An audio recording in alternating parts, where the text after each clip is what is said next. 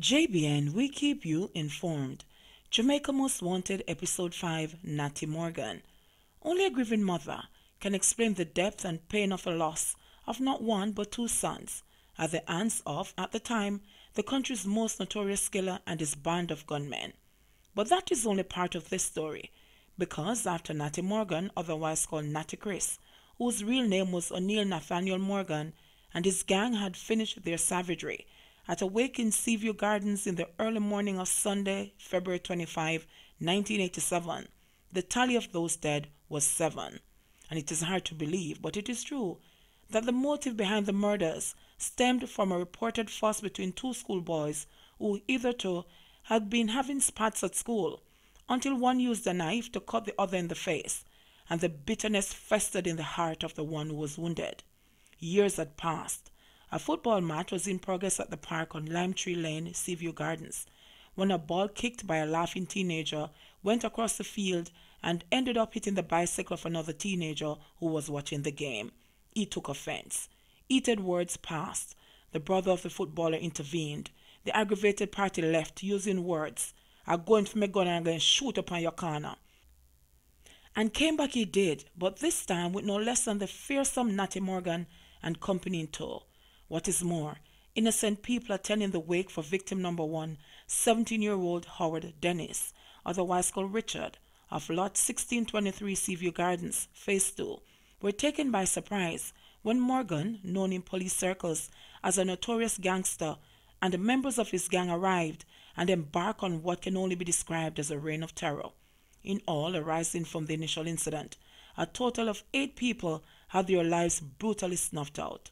Charged with 7 counts of murder arising out of the Seaview bloodletting were Nathaniel Morgan, Brenton Jenkinson, Hervin Cox, otherwise called Shortpiece, Barrington Stewart, Winston Williams, and Peter Lawrence, the teen, now of age, who had been nursing the grudge over the years. Also charged in connection with 7 of the murders were Floyd Howell, otherwise called Tika, and a man known as Eddie Bob.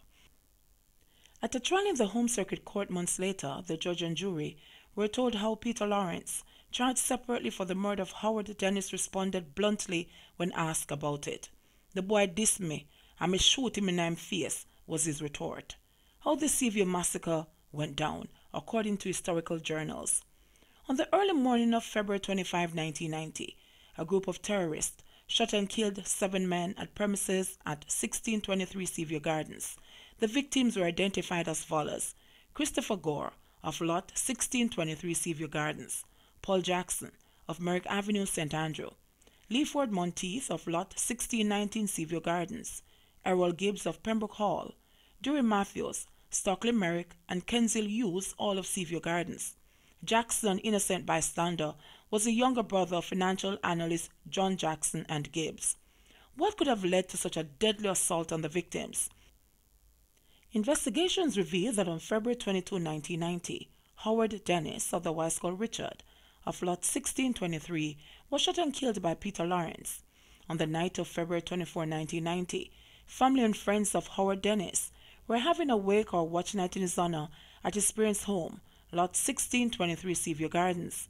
Some of those in attendance were engaged in singing, while others were playing Ludo and dominoes in the yard and in the pathway.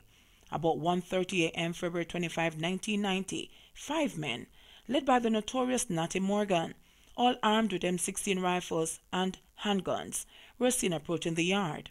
Most of those in the yard rushed inside the house and locked themselves in. The gunmen broke open a back door and entered. By then, some of the persons had hidden in different sections of the house.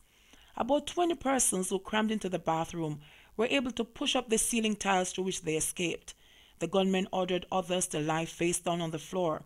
The 7 were shot execution style in the head. 6 died on the spot.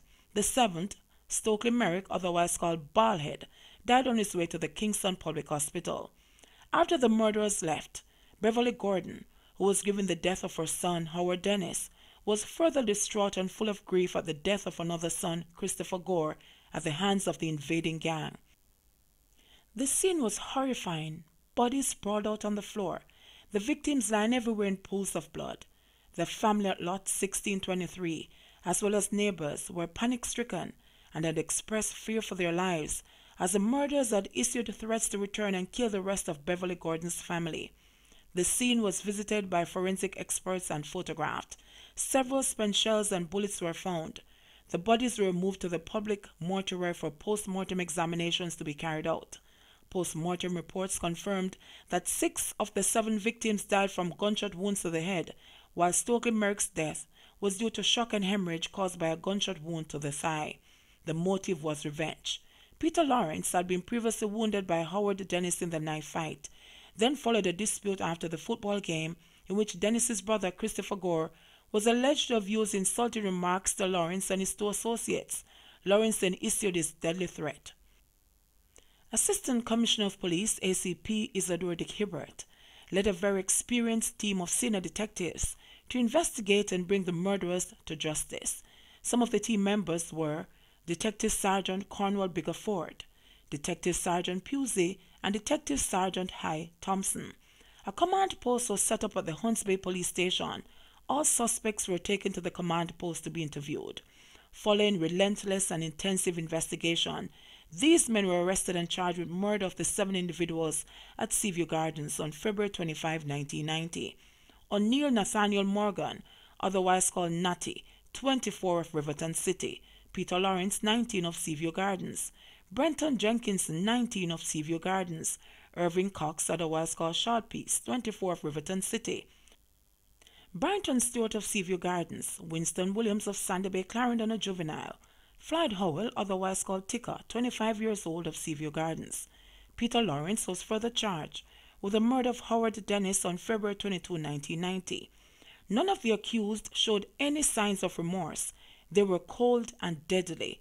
All of them were identified as members of the Natty Morgan gang. Natty Morgan was leader of the gang of teenage terrorists, which included females operating out of Riverton City. They were heavily armed, dangerous, and elusive, and they had the support of the community. It was a matter of record that members of this gang extorted regularly, sometimes large sums of money, from the business sector in the Hunts Bay Police Division, robbed and killed numerous persons, including persons suspected of being informers, and were responsible for burning to ashes in the dump a number of bodies of people declared missing.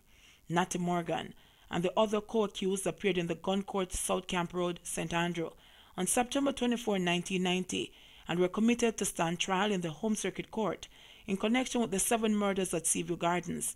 They were remanded in custody. On December 19, 1990, Natty Morgan and Peter Lawrence escaped from the Gun Court. A profile of Natty Morgan appeared on television, in the newspapers, and police bulletins.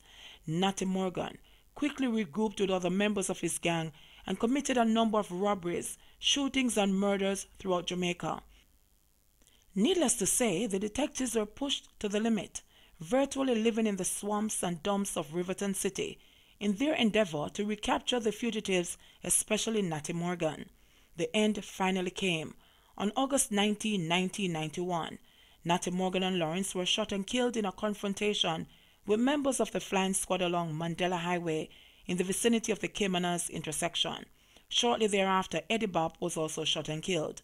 A juvenile was charged along with Howell and Cox in connection with the Seaview massacre, later escaped from the Stony Hill place of safety, leaving those 2 to face trial in the Home Circuit Court before Justice Harrison and a jury.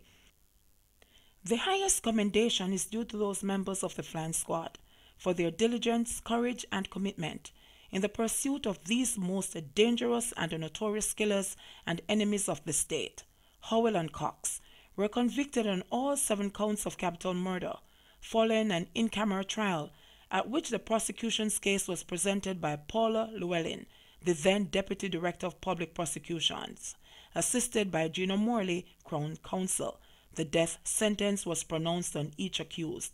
Howell was defended by Messrs. Robin Smith and Linton Walters, attorneys at law. Appearing for Cox were Earl Witter and Walter Scott. The defense was an alibi in each case. JBN, we keep you informed. Please remember to like, subscribe, share, leave us a comment, and click the notification bell to receive our daily uploads.